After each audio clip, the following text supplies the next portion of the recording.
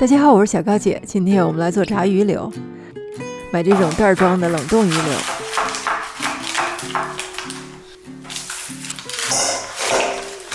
解冻的時候呢，放一點鹽，可以幫助它更快的融化。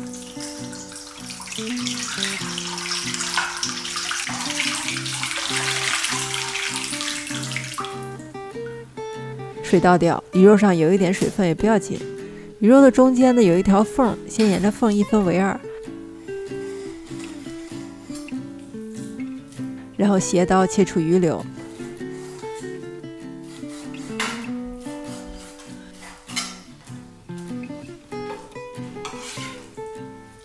調味兒：孜然粉、香菜籽粉、辣椒粉、一點點蒜粉和鹽。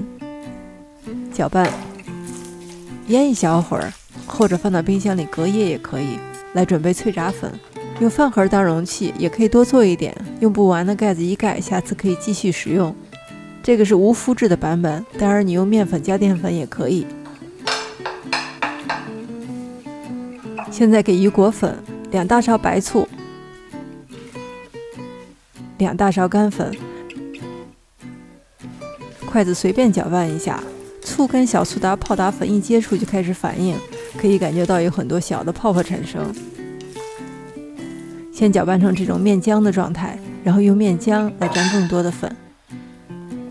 這個時候呢，你可以多放一點粉，用筷子把魚肉從底下纏起來攪拌，這樣魚肉表面已經沾到的粉呢不容易掉下來。碗底還有一點點乾粉，我又加了點醋。如果你的醋加多了，也可以再來一點乾粉。攪拌好之後呢，碗底没有剩餘的乾面粉。再来看魚柳，沾了很多小顆粒啊，它的表面沒有乾粉，但是也看不到液體，這樣就可以了。油溫要熱，大概190攝氏度，放入魚柳，不要放太多，我一般會分2鍋炸。魚柳比較容易熟，用大火，只要表面顏色炸到焦黃就出鍋，非常快，大概2到3分鐘。